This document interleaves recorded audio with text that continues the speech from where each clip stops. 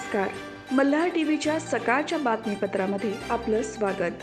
पनवेल पालिका क्षेत्रात मंगळवारपासून अचानक पाणी पुरवठा खंडित करण्यात आला. महाराष्ट्र जीवन प्राधिकरणाची जलवाहिनी अचानक फुटल्याने दुरुस्तीच्या कामासाठी हा बंद पाळण्यात आला होता.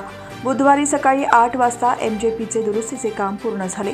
त्या दरम्यान नवीन आपत्ती आल्यास ऐन उन्हाळ्यात पुन्हा मोठ्या पाणी टंचाईचा सामना पनवेलकरांना करावा लागेल. पनवेल पालिका क्षेत्रातील पनवेल शहर, करंजाडे, कळंबोली, नवीन पनवेल आणि तालुक्यातील 28 गावांना MJPकडून पाणी घेऊन ते वितरित केले जाते.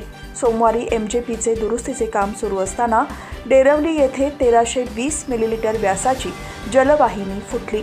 या जलवाहिनीवरील पाणी पुरवठा बंद करून तातडीचे जलवाहिनीला लोखंडी ठिगळ लावण्याचे काम करण्यासाठी MJPचे कर्मचारी काम करत होते. मात्र अचानक पाणी पुरवठा बंद झाल्याने नागरिकांना पाणी टंचाईचा सामना करावा लागला.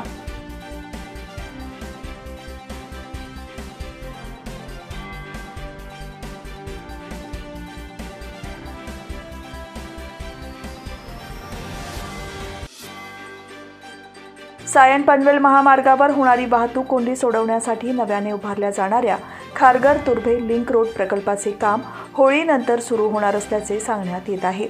31 डिसेंबर 2028 पर्यंत हा मार्ग वाहतुकीसाठी खुला होणार असल्याची माहिती सिडकोचे व्यवस्थापकीय संचालक विजय सिंघल यांनी दिली आहे. सायन पनवेल महामार्गावर होणारी वाहतूक कोंडी सोडवण्यासाठी सिडकोकडून उभारल्या जाणाऱ्या खारघर तुर्भे लिंक रोडचे उद्घाटन 14 मार्चला झाले. या प्रकल्पाचे सादरीकरण करताना विजय सिंघल म्हणाले, खारघर तुर्भे जोडमार्ग हा 5.4 किलोमीटर लांबीचा मार्ग असून या मार्गाद्वारे तुर्भे आणि खारघर येथील आंतरराष्ट्रीय कॉर्पोरेट पार्क दरम्यान थेट कनेक्टिव्हिटी निर्माण होणार आहे. हा प्रस्ताव MSRDCने तयार केला आहे. दरम्यान खारघर तुर्भे लिंक रोडसाठी तुर्भे खारघर डोंगरातून भुयारी मार्ग बांधला जाणार आहे. या प्रकल्पासाठी 2100 कोटी खर्च येणार असून 31 डिसेंबर 2028 अखेरपर्यंत पूर्ण करून वाहतुकीसाठी खुला केला जाणार आहे.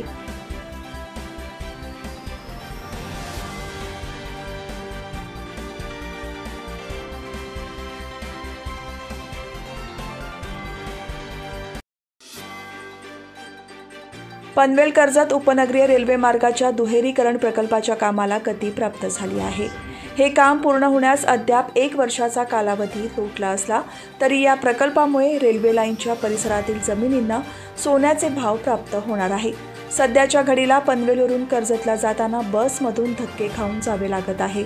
या प्रकल्पामुळे या मार्गावर स्वतंत्र रेल्वे मार्ग होणार असल्याने पनवेल कर्जतकरांचा प्रवास सुखकर होणार आहे.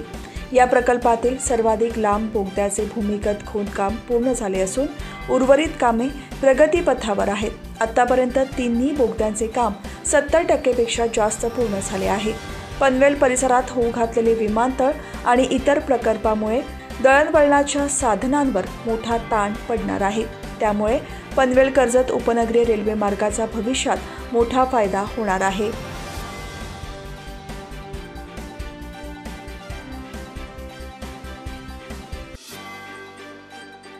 लोकसभा निवडणुकीच्या पार्श्वभूमीवर पनवेल तालुका पोलिसांनी वावंजे गाव आणि नेरेगाव परिसरात रूट मार्च काढला होता. लोकसभा निवडणूक 2024च्या अनुषंगाने आणि वरिष्ठांच्या सूचनेनुसार पनवेल तालुका पोलीस ठाण्यासाठी एक RPF कंपनी पुरवण्यात आली आहे. RPF कंपनीमध्ये 3 अधिकारी, 29 अंमलदार यांचा समावेश होता.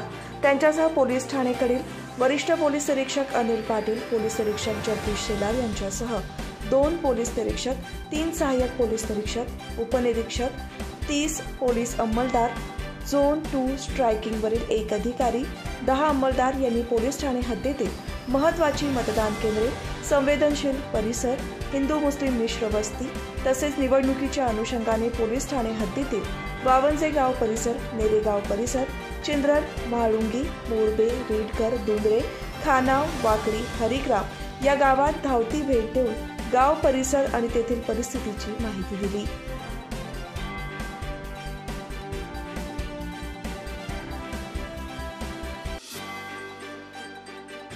पनवेल महानगरपालिकेचे आयुक्त गणेश देशमुख यांची बदली करण्यात आली आहे. निवडणूक आयोगाने 3 वर्षांचा कार्यकाल पूर्ण झालेल्या अधिकाऱ्यांना पदमुक्त करण्याच्या सूचना केल्यानंतर ही बदली करण्यात आली आहे.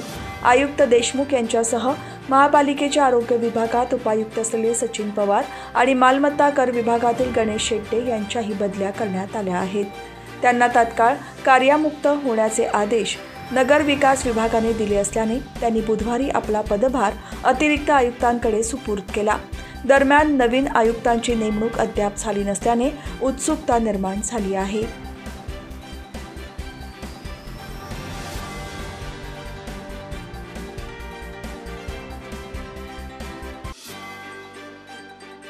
महाराष्ट्र शासनाने LED आणि पर्सनेट मासेमारी करण्यावर बंदी असताना सुद्धा अलिबाग तालुक्यातील आक्षी साखर गावात कोणालाही न जुमानता कायदा धाब्यावर बसवून येथील काही मच्छीमार खोल समुद्रात मासेमारी करताना मुरुड येथील कोस्ट गार्ड विभागाने येथील मच्छीमारांना रंगेहात पकडले आहे. मुरुड पोलीस सूत्रांकडून सांगण्यात आले की कोस्ट गार्ड हे टेहळणी करत असताना खोल समुद्रात या बोटी पकडण्यात आल्या आहेत. यामध्ये 4 LED बोटी तर 6 पर्सनेट जाळ्याद्वारे मासेमारी करणाऱ्या बोटी पकडण्यात आल्या आहेत. या सर्व बोटी पकडून आगरदांडा बंदरात आणल्या असून या बोटीवरील मासेमारी करणाऱ्या लोकांचे पंचनामे सुद्धा होत आहेत. बोटीवर काम करणाऱ्या सर्व मासेमारी करणाऱ्यांची पोलीस रीतसर माहिती घेत आहेत.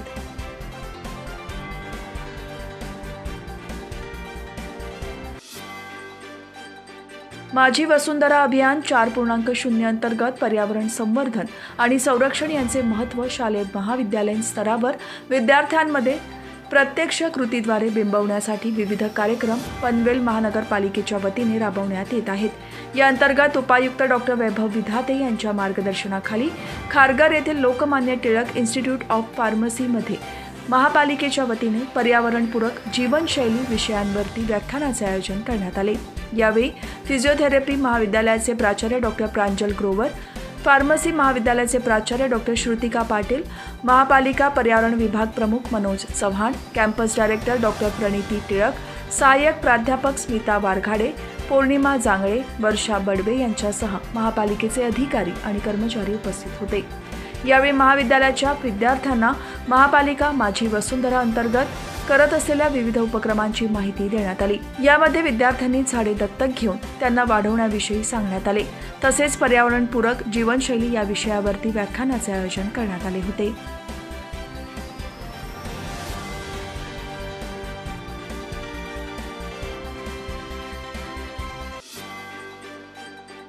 मुंबईतील IITमध्ये इंजिनिअरिंगमध्ये शिकत असलेली 7 मुले रात्रीच्या वेळी ट्रेकिंगसाठी आली होती.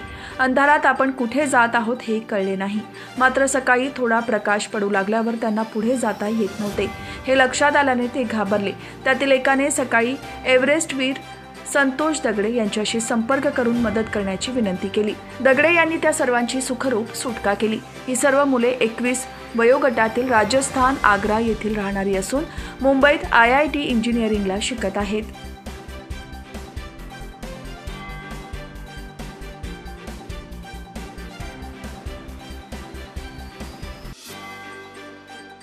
महाड चौदार तळे सत्याग्रह निमित्त महाड येथे जाणाऱ्या आंबेडकरी अनुयायांसाठी समाज क्रांती संघटना आणि वडखळ, नवेगाव आणि इंद्रनगर ग्रामस्थांच्या वतीने पाणी आणि कांदे पोहे वाटपाचे नियोजन करण्यात आले होते. जवळजवळ 2000 आंबेडकर अनुयायांनी कांदे पोहे आणि थंड पाण्याचा आस्वाद घेतला. या उपक्रमाला सर्व जाती आणि समूहाचा योगदान लाभलं हे विशेष. सदर उपक्रमाचा सर्व खर्च गोपाळ मुलगे आणि मच्छिंद्र कांबळे यांनी केले. जागेचे नियोजन गुणा म्हात्रे यांनी केले होते. कार्यक्रमाला समाज क्रांती आघाडीचे BG पाटील, अंधश्रद्धा निर्मूलन समितीचे संदेश गायकवाड, सुरेश कांबळे, प्रवीण म्हात्रे यांच्यासह मान्यवर उपस्थित होते. कोकिलाबेन धीरूभाई अंबानी हॉस्पिटलने 100 रोबोटिक गुडघा शस्त्रक्रिया यशस्वीपणे केल्याचा महत्त्वाचा टप्पा पार केल्याचा आनंद साजरा करण्यासाठी हॉस्पिटल शेजारी असणाऱ्या सर्व्हिस रोडवर रुग्णांनी त्यांच्या कुटुंबियांसोबत उत्साहाने भरलेल्या पावलांसहित वॉकॉथॉनमध्ये सहभाग घेतला. या वॉकॉथॉनमध्ये consultant orthopaedics doctor Subhash Dhiware, consultant minimally invasive knee replacement specialist, robotic joint replacement specialist, spine surgeon doctor Manish Sontakke आणि त्यांच्या संपूर्ण टीमचाही सक्रिय सहभाग होता.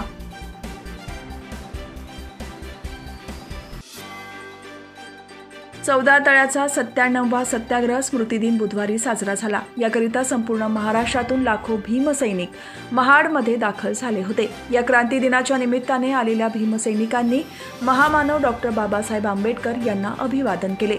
डॉक्टर बाबासाहेब आंबेडकर यांनी 19 आणि 20 मार्च 1927 रोजी महाडच्या चवदार तळ्यावर पिण्याच्या पाण्यासाठी सामाजिक क्रांती केली।